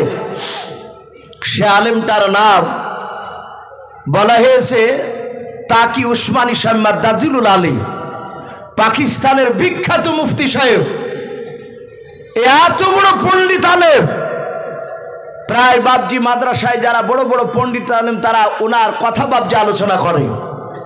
তো ওই যুবকটা বলেছিল, ওগো চাচা আমিও বাজার করতে গিয়ে দেখলাম মানুষেরা বলাবলি করছিল যে সবচেয়ে বড় একজন বিখ্যাত আলেম এই জামানার, তিনার নাম হচ্ছে ইমাম আহমদ বিন হাম্বল। ওই লোকটার সাথে আমি দেখা করেছি, কেউ কেউ বলছে। তা আমি আবার মাকে এসে বলেছিলাম, মা আমার বড় মনের তামান্না ইচ্ছা ওই বিখ্যাত পৃথিবী বিখ্যাত আলেমটাকে আমি একবার তার সাথে দেখা করে আমি তার সাথে কথা বলতে চাই, আমি তাকে মুসাফা করব। মা তুমি একটু দোয়া করো। সাথে হাতে আমার মা বিছানায় পড়ে আমার মাথা হাত দিয়ে 50 নাম্বার দোয়া করেছিল, ওরে বেটা আমি তোর জুলুম দুঃখিনী মা, আমি তোর মাথা হাত দিয়ে দোয়া করে দিলাম, আল্লাহ রাব্বুল আলামিন ওই আলেমটার চেহারা না দেখে আল্লাহ যেন তোর মউত যেন না দেয়, বলুন আল্লাহুম্মা আমিন। ওগো চাচা, আমার মা আমাকে এই দোয়াটা করেছিল, 50 নাম্বার দোয়া, এটা লাস্ট দোয়া, কিন্তু 49টা দোয়া কবুল হয়েছে। ওই পৃথিবী বিখ্যাত সেই আলেমটার সাথে আজ পর্যন্ত আমার দেখা হয়নি। ওই আলেমটা দেখা হলে আমার 50 নাম্বার আমার মার দোয়াটা কবুল হয়ে যাবে। কিন্তু যুবকটা জানে না, কিন্তু কথা বলছে কার সাথে ভাই একটু জোরে বলে, সেই ইমাম আহমদ বিন হাম্বল। তিনি এত বড় বুজুর্গ, অথচ উনি জানতে পারছে না। আর আজ আমরা বাপজি একটু কিছু হয়ে গেলে বিরাট ব্যাপার, তার পোশাক আশাক, তার রাস্তা দিয়ে গেলে বলবে একা হাঁটা যাবে না, 15-16 জন আমাকে সাথে নিয়ে যেতে হবে। আমরা অনেক জায়গায় জালসায় যাই, বিভিন্ন জায়গায় বাপজি জালসাতে গিয়ে এক একটা জায়গায় সভাপতি ফোন করে, ঘরে বসে থাকি, হয় মাদ্রাসায় হোক মসজিদে হোক, যেখানে বসার জায়গা দেয়, বলে হুজুর রেডি হন, বলে রেডি মানে বলে রেডি হন, লোক পাঠাছি। তো অনেকে বলে হুজুর আপনার ব্যক্তিগত কিছু লোক নাই? ভাই আমাদের ব্যক্তিগত লোক নাই, একটা মানুষ গেলেই যথেষ্ট। অনেক জায়গায় দেখা যায় হুজুরকে নিয়ে যাচ্ছে নারে তকবীর দিতে দিতে দিতে দিতে বাপজি রাস্তাতে আপনার লোককে সরাতে সরাতে তকবীরের ধ্বনি দিতে দিতে নিয়ে যায়, এরকম নাই অনেক জায়গায়? এত ক্যাপাসিটি দেখায়, যদি নারে তকবীর না দেয় তো রাগও করে যে এইভাবে বক্তা নিয়ে গেলে মানায় নাকি। এরকম অনেক হুজুরা রয়েছে, কিন্তু ইমাম আহমদ বিন হাম্বল এত বড় বুজুর্গ, ওই হোটেল মালিক যুবকটা চিনতে পারেনি। অথচ তার সাথে কথা বলছি। বৃদ্ধ আহমদ বিন হাম্বল মুচকে মুচকে হাসতেছেন আর বলছেন, বাবা তোমার মার আজ 50 নম্বর দোয়াটা কবুল হয়ে গিয়েছে, বলুন সুবহানাল্লাহ। ওই যুবকটা ডাক দিয়ে বলেছিল, চাচা আমার মার 50 নম্বর দোয়াটা কবুল কেমন করে হলো? কবুল তো হয় নাই। বলে, বাবা তোমার মা যে ইমাম আহমদ বিন হাম্বলের কথা বলেছিল? বলে, হ্যাঁ। ওরে বাবা আমি যে তোমার সামনে যে কথা বলতেছি, তোমার চুলের পাশে 1 নাই 2 নাই 4 ঘন্টা ধরে যে তোমার আগুনের তাপ আমি খাচ্ছিলাম বাবা, তুমি বারবার আমার মুখের দিকে তাকাছিলে, আমিও তোমার মুখের দিকে তাকিয়েছি রে বাবা। আমি সে তোমার মার দোয়া করা যে নাম ইমাম আহমদ বিন হাম্বল, সেই পৃথিবী বিখ্যাত বড় আলেম মানুষেরা আমাকে বলে আমি ইমাম আহমদ বিন হাম্বল। জোরে বলুন সুবহানাল্লাহ। যুবক ছিল অবাক, বলে, হুজুর আপনি? বলে, হ্যাঁ বাবা। ছেলেটা আর কি করবো, আর ঠিক পাচ্ছে না। বলে, হুজুর মাফ করবে, আমি আপনাকে ভালো জায়গা দিতে পারিনি, কারণ আমিও তো গরিব মানুষ, আমার যা পোশাক ছিল ঘরে তাই তো আপনাকে থাকতে জায়গা দিয়েছি। হুজুর মাফ করবেন, আপনি ওই অপুর জায়গাতে একটু উঁচু জায়গায় বসুন। বলে, বাবা আর বসা লাগবে না। এ ছিল ইমাম আহমদ বিন হাম্বল রহমাতুল্লাহ আলাইহ। পৃথিবীতে বড় বড় আল্লাহওয়ালা বুজুর্গ বাপজি এসেছে, এখনো আছে বর্তমান। যারা আল্লাহওয়ালা লোক তাদেরকে হয়তো বাপজি আমরা চিনতে পারি নাই, তাকে গুরুত্বই আমরা দিই না। যত সৎ হবে মানুষ বাপজি তাকে চিনতে পারে না। বর্তমান যে যত সিটার ভণ্ডা হবে তার দিকে মানুষ দেখবেন ছুটে বেশি। কথা বাস্তব না ভাই? একজন বিখ্যাত বুজুর্গ, তাকে মানুষ গুরুত্ব দিতে চায় না। বাপজি আমার সোনা লালেরা, ফেরেশতাকে বাপজি আপনি আমি যে দেখতে পাবো না তা নয়, যদি সেই রকম যদি আল্লাহওয়ালা হতে পারা যায়, এখনো বাপজি ফেরেশতাকে হয়তো দেখা দিতে পারে, আমরা হয়তো দেখতে পারি। সাহাবায়ে কেরামরা বলেন, আমরা সেদিন জিবরিলকে জিবরিলকে দেখতে পেলাম না, কোনো সাহাবায়ে কেরাম, কিন্তু রাসূলুল্লাহ বাপজি কথা বলছিলেন। সাহাবারা বলেন, দেখলাম বিশ্বনবী কথা বললে। আমার বিশ্বনবী প্রথমকার আসমানের দিকে তাকালে, কেতাবে এসেছে বাপজি প্রথমে আসমানে দাঁড়িয়ে হযরত সম্রাট জিবরিল আলাইহিস সালাম আল্লাহ রসুলের সাথে বাপজি কথা বলছিলেন। হাদিস শরীফে বাপজি পাওয়া যায়, বুখারী শরীফে বাপজি বাদুল ওহি বলে একটা অধ্যায়, যে আমার বিশ্বনবীর কাছে জিবরিল আলাইহিস সালাম কিভাবে ওহী নিয়ে আসতেন, এই ওহীর অধ্যায় আপনার পাওয়া যায়। বিশ্বনবী বলে, আমার কাছে জিবরিল ভাই 1 নাই 2 নাই 10 রকমের কায়দায় ওহী নিয়ে আসতেন। বলুন আলহামদুলিল্লাহ। 10 রকমের কায়দায়। কোন সময় সাহাবা দাহিয়াতুল কালবির রূপ ধরে আসতেন, কোন সাহাবা আপনার কোন সময় মুসাফির হালাতে আসতেন, আবার কোন সময় ঝুনঝুন করে শব্দ হতো।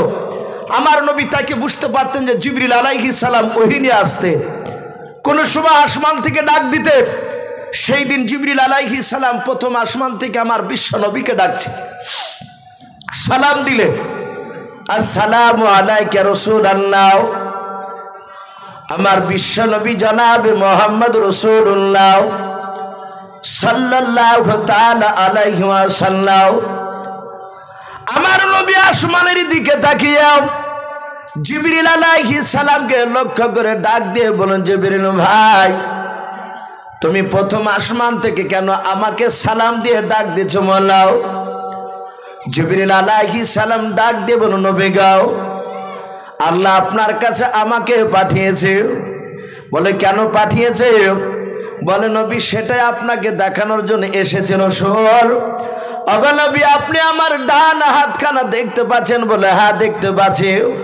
আল্লাহর নবীকে ডাক দিয়ে জিবরিল আমিন বলল, হুজুর আপনি আমার ডান হাতের দিকে তাকান, কি দেখতে পাচ্ছেন বলার? আমার দরদি নবী মায়ের নবী জনাবে মুহাম্মদ রাসূলুল্লাহ সাল্লাল্লাহু তাআলা আলাইহি ওয়াসাল্লাম নবী আমার ডাক দিয়ে বলেন জিবরিল ভাই তোমার ডান হাতে আমি দেখতে পাচ্ছি কয়েকটা ঘরের দরজার ছবি দেখতে পাচ্ছি আমি আল্লাহ রাসূলকে ডাক দিয়ে বলেন জিবরিল নবী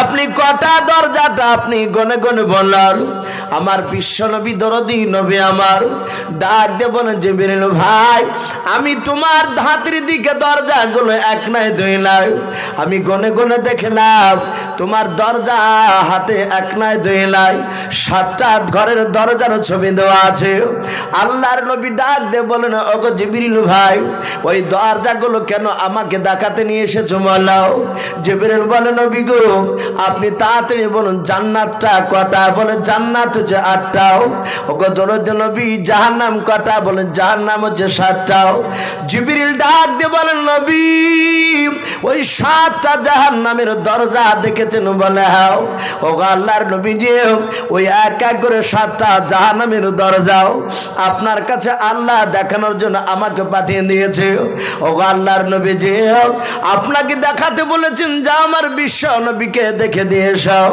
ওই প্রথম নবী আদম আলাইহিস সালাম থেকে নিয়েও শেষ নবী জনাবে মুহাম্মদ রাসূলুল্লাহ সাল্লাল্লাহু তাআলা আলাইহি ওয়াসাল্লাম পর্যন্ত যত নবী রাসূল আমি পাঠিয়েছি যা জিবরিল ওই 7টা দরজা দিয়ে কোন কোন নবীর উম্মত এক শ্রেণীর বেঈমান উম্মতি হবে তাদেরকে দরজা দিয়ে আমি ঢোকাবো তুমি তাদের নামগুলো আমার রাসূলকে দেখে নিয়ে এসো ও নবীজি তাই আমি আপনাকে দেখানোর জন্য এসেছি আল্লাহর নবী জনাবে মুহাম্মদ রাসূলুল্লাহ সাল্লাল্লাহু তাআলা আলাইহি ওয়াসাল্লামের সাহাবারা বলেন আমরা সকলেই চুপ করেছিলাম আল্লাহর নবীজি কথা বলছিলেন আমরা শুনছিলাম কিন্তু ফেরেশতা জিবরিলের কথা শুনতে পাই না আল্লাহর নবী বলেন জিবরিল ভাই তাড়াতাড়ি বলো ওই প্রথমকার দরজা দিয়ে কোন নবীর বেঈমান উম্মতি যাবে একটু তুমি খুলে বলে দাও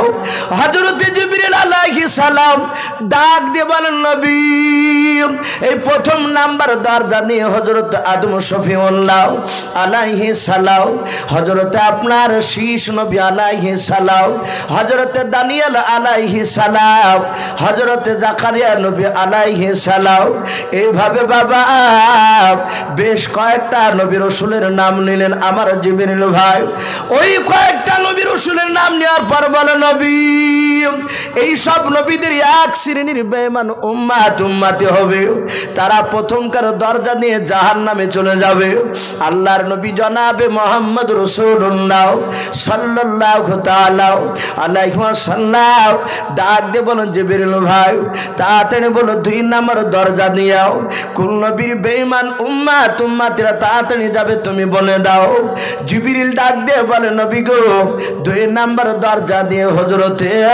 হযরতে জাকারিয়া নবী আলাইহিস সালাম হযরত হুদ নবী আলাইহিস সালাম হযরত বাপজি ইদ্রিস নবী আলাইহিস সালাম এইভাবে আবার বেশ কিছু নবী রাসূলের নাম করলেন নাম করার পর ডাক দিয়ে বলেন হুজুর এই সব নবী রাসূলের এক শ্রেণীর বেঈমান উম্মতি হবে তারা 2 নম্বর দরজা দিয়ে জাহান্নামে চলে যাবে আল্লাহর নবী জনাবে মুহাম্মদ রাসূলুল্লাহ সাল্লাল্লাহু তাআলা আলাইহি ওয়াসাল্লাম বলেন জিবরিল ভাই 3 নম্বর দরজা দিয়ে কোন নবীর উম্মত যাবে বেঈমানরা একটু খুলে বলো হযরত জিবরিল আলাইহিস সালাম বলেন নবী এই 3 নম্বর দরজাটা জাহান্নামের দরজাটার নাম হচ্ছে হামিয়া দুজকের দরজা ওগো আল্লাহর নবীজি এই জাহান্নামের আগুন বড় ভয়ঙ্কর কঠিন ওগো আল্লাহর নবী এই দরজা দিয়ে প্রথম হযরত নূহ নবী পয়গম্বর আলাইহিস সালাম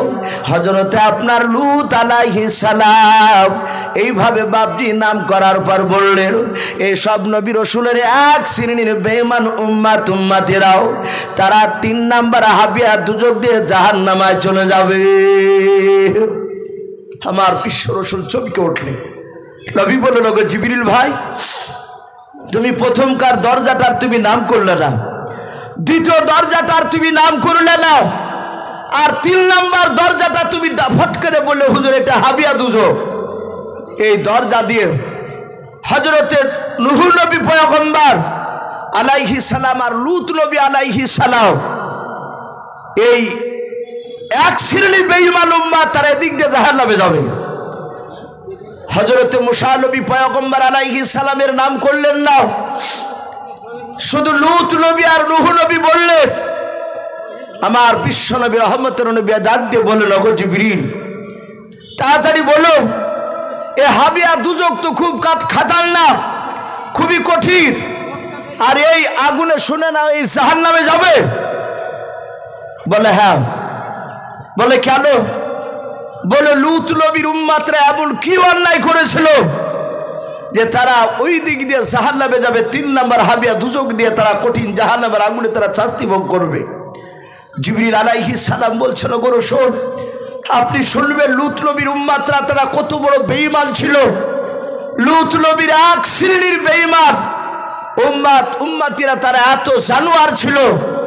কোরআন শরীফে বাপজি এসেছে, উলাইকা কাল আনাম, এক শ্রেণীর বাপজি মানুষকে চতুষ্পায় জানোয়ারের চেয়ে খারাপ বলেছেন। হযরতে জিবরিল বলছেন, ওগো নবী, লূত নবীর উম্মাতরা খুব খেচড়া শয়তান ছিল। আল্লাহর নবী জনাবে মুহাম্মদ রাসূলুল্লাহ সাল্লাল্লাহু তাআলা আলাইহি ওয়াসাল্লাম ডাক দিয়ে বলেন, ওগো জিবরিল ভাই, একটু লূত নবীর উম্মাতের কথাটা একটু খুলে বলো। তার উম্মাতদেরকে বিশ্ব নবীজির কাছে জিবরিল বলছেন, তার উম্মাতদেরকে কঠিনভাবে তাদেরকে আযাব দিয়ে তাদেরকে ধ্বংস করা হয়েছিল। আল্লাহর নবী বলেন, ওগো জিবরিল ভাই, একবার তুমি খুলে বলো। বিশ্ব নবীকে ডাক দিয়ে বলছেন, হুজুর, তাহলে শোনো, আপনারা হয়তো অনেকেই জানেন লূত নবী আলাইহিস সালামের জামানায় এক শ্রেণীর তার উম্মাত বেঈমানেরা তারা ছিল। তারা বাপজি পুরুষে তারা খারাপ ব্যবহার করত, নারীর দিকেও তো লোভ ছিল না তাদের। সঙ্গে সঙ্গে মহান রব্বুল আলামিন লূত নবীর উম্মাতের ওপর এত নারাজ হয়ে গিয়েছিলেন, এত রাগান্বিত হয়েছিলেন, কেতাবে লিখেছে মহান রব্বুল আলামিন রাসূলকে বলছেন, জিবরিল, ওগো নবী, আল্লাহ রাব্বুল আলামিন যখন একেবারে রেগে গেলেন, সাথে হাতে মহান রব্বুল আলামিন জিবরিলকে ডেকে বললেন, জিবরিল, শুধু তুমি নয়, তোমার সাথে আর একজন ফেরেশতাকে আমার নাও। কোন মুফাসসিরে কেরাম লিখেছেন হযরতে মিকাইল আলাইহিস সালাম এসেছিলেন, আবার কেউ বলেছেন না, জিবরিলের সাথে মিকাইল নয়, অন্য একটা ফেরেশতা এসেছিলেন। আল্লাহ ডেকে বলেন, হে জিবরিল আর আরেকজন ফেরেশতা, তোমরা দুইজনাই যাও, তোমরা 14 থেকে 15 বছরে যুবকের রূপ ধরে, একেবারে ছেলে মানুষের চেহারা ধরে তোমরা লূত আলাইহিস সালামের যাও, ওর যে খাজুরের বাগান আছে সেই বাগানের কাছে গিয়ে তোমরা দাঁড়াবে। হে জিবরিল, শুনে নাও, তোমরা যে দুজন ফেরেশতা, তোমরা যে মানুষ রূপ ধরে যাচ্ছ, এ পৃথিবীর কোন মানুষ জানতে পারবে না, এমনকি আমার লূত নবী আলাইহিস সালাম পর্যন্ত সেটা আমি জানতে দিব না যে তোমরা মানুষ, তোমরা ফেরেশতা, এটা জানতে পারবে না, কিন্তু জানবে যে এ তোমরা হয়তো মানুষ। যাও, আমি যে কোনো কায়দায় লূত নবীকে আমি তোমাদের কাছে আমি পৌঁছে দিব। কিন্তু একটা কথা জিবরিল মনে রাখো, লূত নবী আলাইহিস সালামের সাথে যখন তোমাদের সাক্ষাৎ হবে, লূত নবী তোমাদেরকে নিশ্চয় লূত নবীর বাড়িতে নিয়ে যাবে, আমি সে বাড়িতে নিয়ে যাওয়ার ব্যবস্থা করে দেব। হে জিবরিল, শুনে নাও, লূত নবী তোমাদের সাথে সাক্ষাৎ করার পরে তোমাদের সাথে যখন যাবে, তোমাদেরকে নিয়ে ওই লূত নবীর বাড়িতে, এ বাড়িতে যেতে যেতে যেতে যেতে যদি লূত নবী তার জবান দিয়ে যদি তার দেশের উম্মাতে, লূত নবীর উম্মাতের কথা যদি খারাপ 3 বার যদি মুখ দিয়ে বের করে, তাহলে লূত নবী আলাইহিস সালামের, শুনে নাও, লূত নবীর উম্মাতগুলোকে ধ্বংস করা ফরজ হয়ে যাবে। যা তুমি লূত নবীর উম্মাতকে ধ্বংস করে দেবা, শেষ করে দেবা, আমি আল্লাহ তার উম্মাতকে আর বেঁচে রাখার অধিকার আমি দিব না। শোনো, 3 বারের বেশি, 3 বারে যদি কম বলে তাহলে কিন্তু ধ্বংস করবা না, আর এটা শান্তি দিবা না লূত নবীকে। আল্লাহ রাসূল বলেন, ওগো জিবরিল ভাই, তারপরে লূত নবী আলাইহিস সালাম উনি আপনার বাড়িতে আছেন, আর 2 ফেরেশতা, জিবরিল আর আরেকজন ফেরেশতা, 14 থেকে বাপজি আপনার 15 বছর, কোন রাবি লিখেছেন 16 বছরের মতো সুন্দর ফুটফুটে চেহারা সুরাত নিয়ে তারা খাজুর গাছের বাপজি গুড়িতে দাঁড়িয়ে আছে। আর যেই খাজুর গাছের গুড়িতে দাঁড়িয়ে আছে, ওই খাজুর গাছের গুড়িতে বাপজি লূত নবীর 2টো মেয়ে, তারা ঘুরতে ঘুরতে এসে দেখছে তাদের এই 2 ফেরেশতাকে। এই অপরিচিত মানুষ দেখে লূত নবীর 2 বিটি, তারা ছিল ইমানদার, তারা ছুটি গিয়ে বলছেন, আব্বাজান আমাদের খাজুর বাগানে দেখলাম দুজন অপরিচিত মানুষ, তারা ছোট ছোট ছেলে, প্রায় 14 থেকে 16 বছর বয়স হবে। ওগো আব্বাজান, আমাদের মনে হয় ছেলে দুটো রাস্তা ভুল করে চলে এসেছে, ওরা আমাদের দেশের মানুষ নয়, ওরা ভিন দেশের মানুষ। লূত নবী বলল, কেউ দেখেনি? বলে না। বলে সর্বনাশ হয়ে যাবে যদি দেশের লোকেরা জানতে পারে, তাহলে ওদেরকে তার ভালো করে রাখবে না, ওদের সাথে খারাপ ব্যবহার করতে যাবে, আর খারাপ ব্যবহার করতে গেলি তাহলে এটা আমাদের দেশের বদনাম হয়ে যাবে। আমার উম্মতরা একই তো গুনাতে জড়ে গেছে, আর ওই গুনাতে জড়ে যাবে। লূত নবী আলাইহিস সালাম একটা চাদর হাতে করে নিয়ে, যে সমস্ত বিদেশি মেহমান আছেন আপনাদের সকলের জন্য আহারের ব্যবস্থা করা হয়েছে, আপনারা সকলে আহার গ্রহণ করে যাবেন। যে সমস্ত বিদেশি মেহমান আছেন আপনাদের সকলের জন্য আহারের ব্যবস্থা করা হয়েছে, আপনারা দাওয়াত গ্রহণ করে যাবেন। আমাদের স্টেজের ডান দিকে খাওয়া দাওয়ার ব্যবস্থা আছে, আপনারা সকলে দাওয়াত গ্রহণ করুন, আহার শেষ করে খাওয়া দাওয়া করে তারপরে এসে বসবেন। ভাই আমি বলছিলাম লূত নবী আলাইহিস সালাম একটা বড় চাদর কাঁধে করে নিয়ে সোজা দৌড়ে চলে আসলেন। আসার পর সালাম দিলেন, বলুন আলহামদুলিল্লাহ। ওরা দুই ফেরেশতা বাপজি, তারা মানুষ রূপ ধরে দাঁড়িয়েছিল, সালামের উত্তর দিলে। লূত নবী আলাইহিস সালাম তাদের দুজনকে ধরে বলল, ভাই মনে হয় তোমরা আমাদের এই গ্রামের নয়। লূত নবী আলাইহিস সালামের কথা শুনে তারা দুজন ফেরেশতা উত্তর দিলে যে আমরা দুজন আপনাদের গ্রামের নয়। তাদের কিন্তু মিথ্যা বলা হচ্ছে না, তারা সত্যই বলে। লূত নবী জানতে পারলো না, হয়তো বুঝতে পেরেছে এরা ভুল করে চলে এসেছে। লূত নবী আলাইহিস সালাম ওই দুই ফেরেশতা বাবাও মানুষ রূপে ফেরেশতাদেরকে বাপ যে সাথে হাতে লূত নবী আলাইহিস সালাম চাদর দিয়ে ঢেকে দিলাও, ডাক দিয়ে বলেছিল, ভাই তোমরা দেরি করবা না, তাড়াতাড়ি চলো আমার বাড়িতে। তারা চাদর মোড়া দিয়ে লূত নবীর বাপ যে আপনার চাদরের ভিতরে তারা ঢুকে চলে যাচ্ছে। লূত নবী দুই হাত দিয়ে এভাবে চাদর দিয়ে ঢাকা দিয়ে নিয়ে যাচ্ছেন, আর বলেন, ভাই আমাদের দেশের কুকর্মের কথা কি তোমরা শোনো না? আমাদের দেশের মানুষেরা জানোয়ারের চেয়ে খারাপ। লূত নবী বলেন, ওলাইকা কালানাও, তারা চতুষ্পাদ জানোয়ারের চেয়েও খারাপ। যখন এই কথাটা বললেন, হযরতে জিবরিল আলাইহিস সালাম দ্বিতীয় ফেরেশতার জামাটা ধরে বাপজি চিমটি কাটলেন, ডাক দিয়ে বলেন, ভাই লূত নবী একবার জবান দিয়ে বের করল, আর দুইবার বাকি আছে। আবার কিছুটা দূর যাওয়ার পর লূত নবী আলাইহিস সালাম বললেন, ভাই তোমরা অন্যায় করেছো, আমার দেশে তোমরা এসে ভুল করেছো। আমার দেশের কুকর্মের কথা কি তোমরা জানতে পারো না? আমার দেশের এক শ্রেণীর মানুষেরা আছে, উলাইকা কালানাও, চতুষ্পাদ জানোয়ারের চেয়ে খারাপ। যখন আবার এই কথা বলল, লূত নবীর জবান থেকে কথা দুইবার বেরোনোর পর জিবরিল আলাইহিস সালাম বাবা পেছন দিক থেকে ওই ফেরেশতার জামাটা ধরে টান দিয়ে বলেন, ভাই লূত নবী দুইবার বলেছে, আর একবার বলি এই দেশটা ধ্বংস করা ফরজ হয়ে যাবে। সোজা বাপজি বাড়িতে প্রবেশ করলেন। বাড়ির দরজাতে বাপজি ঢোকার পর দরজাখানা বন্ধ করে দিয়েও লূত নবী বাড়িতে ঢুকে বললেন, ওগো বন্ধুরা, আমার দেশের মানুষেরা উলাইকা কালানাও, এরা চতুষ্পাদ জানোয়ার চেয়ে এক শ্রেণীর মানুষ খারাপ রয়েছে। ওরে ভাই তোমরা কি আমার দেশের কুকর্মের কথা কি শোনো না? আমরা আমার বাড়িতে রাত্রি মানায় থাকবাও, আমি রাতারাতি আমি তোমাদের দুই ভাইকে আমার বাড়ি আমার এলাকা থেকে তোমার নতুন এলাকায় বের করে দেব, তোমার বাড়িতে চলে যাবাও। হযরতে আপনার জিবরিল আলাইহিস সালাম বললেন, চিমটি কেটে ভাই হযরত লূত নবী 3 বার বলে দিয়েছে, আর গ্রামটা কেউ বাঁচাতে পারবে না। এমনকি লূত নবী যদি বলে, ভাই আমার উম্মতদেরকে তুমি মেরো না, আর ওনার কথা শোনা যাবে না। মনে মনে দুজনাই বাপ যে আলোচনা করলেন। হযরত লূত নবী জানতে পারলেন না। লূত নবী তার বিবিকে ডেকে বলল, ওগো আমার প্রাণের বিবি শুনে নাও, তুমি বহু অন্যায় করেছো, আমার কথা তুমি শোনো না। আল্লাহর নবী বলেছেন, গোটা পৃথিবীর মধ্যে বাবা সব নবীর বাপ যে আপনার বিবি গুণেরাও জান্নাতে, কিন্তু 2টো নবীর স্ত্রী যাবে জাহান্নামে। কথা বললাম, দুটো নবীর স্ত্রী জাহান্নামে। এক নাম্বার নূহ নবী পয়গম্বর, তিনি জান্নাতি, তার বিবি কিন্তু বাপজি জাহান্নামে। দুই নাম্বার লূত নবী আলাইহিস সালাম, তিনি জান্নাতি, আর লূত নবীর বিবি বাপজি জাহান্নামে। এই দুটো নবীর বাপজি স্ত্রী যাবে জাহান্নামে, বাদ বাকি সব নবীর স্ত্রীরা বাপজি জান্নাতে যাবে।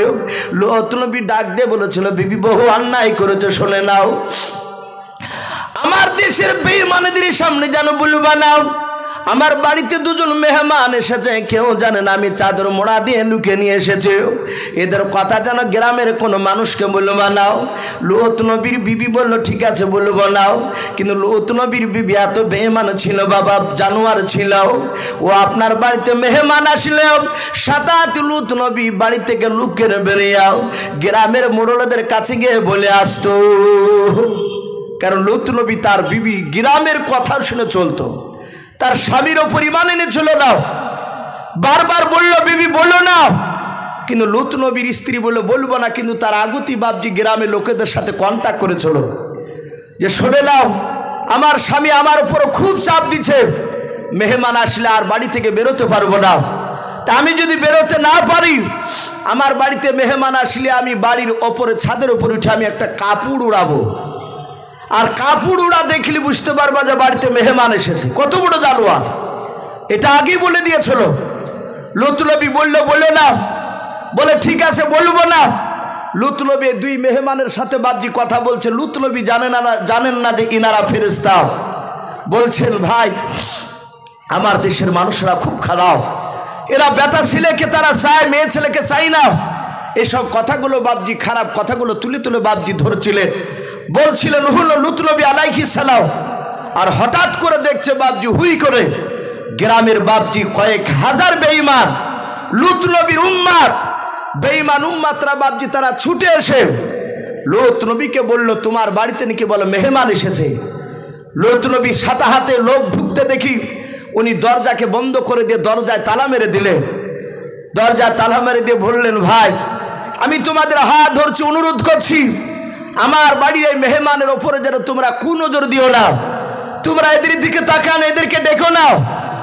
সাথে হাতে তার বিবিকে বলল, বিবি তুই এদেরকে কিভাবে বললি? লূত নবীর বিবি হাসতে হাসতে বলল, আমি ছাদের ওপরে কাপড় উড়িয়েছিলাম, আমি তোমাকে মানি না, আমি মেহমান এসেছে এটা বলে দিয়েছি। লূত আলাইহিস সালাম তিনি কাঁদতে লাগলে, লোকের কাছে বাপজি হাত জোড় করে অনুনয় বিনয় করতে লাগলে, ওগো বন্ধুরা, ওগো গ্রামের লোকেরা, এদের কাছে তুমি যেও না, ওই দেখো আমার বিটি আছে কয়েকটা যুবতী নারী। দেশের বাপজি যারা নেতা ছিল 2 থেকে 3টা বড় নেতা, তাদেরকে বলল তোমাদের যৌন চাহিদা যদি মেটাতে হয় এই বাচ্চা দুটোকে নিয়েও না, আমার বিবিকে আমার দুটো বিটিকে বিয়ে করো। তখনকার লূত নবীর শরিয়াত অনুযায়ী বিয়ে করতে বলেন, বিয়ে করে তোমরা হালাল ভাবে আমার বিটিদের সাথে ঘর সংসার করো গাও, এতে গুনাহ হবে না। কিন্তু তারা সবাই বলল, তোর বিটিকে আমরা নিতে আসি নাই, আমরা এসেছি তোর বাড়ির ওই সুন্দর মেহমান দুটো, ওই মেহমান দুটো বের করে দে, যদি বের করে না দিস তাহলে আমরা এই দরজা ভেঙে আমরা তার কাছে যেতে আমরা বাধ্য হব। এরা দরজা ভাঙার লেগে বাপজি যখন ছটপট করতে লাগলো, আর 2 ফেরেশতা বাপজি তারা দাঁড়িয়ে দাঁড়িয়ে দৃশ্যখানা দেখছিলে। লূত নবী আলাইহিস সালাম লেনদেন করছিলে, ডাক দিয়ে বলছে, ভাই মাফ করবেন, আমি আপনাদের ইজ্জত রক্ষা করতে পারলাম না, সম্মান আর বাঁচাতে পারলাম না। আর ফেরেশতা বাপজি জিবরিল আলাইহিস সালাম ওই খাজুর বাগান থেকে যে লূত নবীর বাড়ি পর্যন্ত আসলে একটি বারো বাপজি লাউদা করেনি, লেনদেন করেছিলে। কিন্তু দেখলেন পরিস্থিতি খুবই খারাপের জায়গায়। সাথে হাতে জিবরিল ডাক দিয়ে বলেন, এই লূত নবী, এই যাহাতে বাপজি লূত নবী বলে ধমক দিয়েছে। লূত নবী আলাইহিস সালাম তিনি হতভম্ব হয়ে দাঁড়িয়ে অবাক যে আমাকে লেনদেন করছিল, নবী নবী করছিল, আর সেই 2জন বাচ্চা ছেলেরা আমার নাম ধরে বলছে, এই লূত নবী চুপ করো, আর তোমাকে অনুনয় বিনয় করা লাগবে না।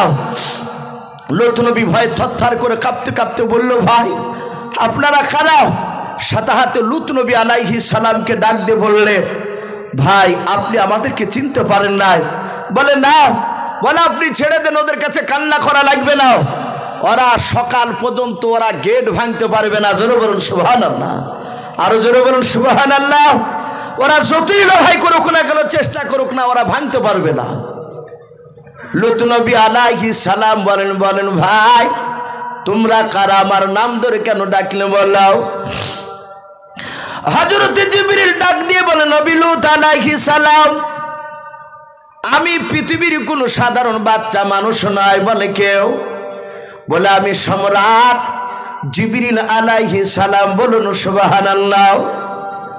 আর একজন ফেরেশতা বলেন আমি অমুক ফেরেশতাও।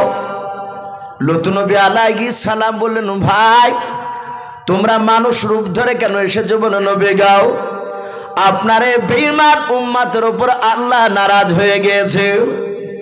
ও নবী আর চিন্তা করবেন না, আল্লাহ বলেছেন যা জিবরিল আলাইহিস সালাম দুনিয়াতে চলে যা, লূত নবীর বাগানে চলে যাও।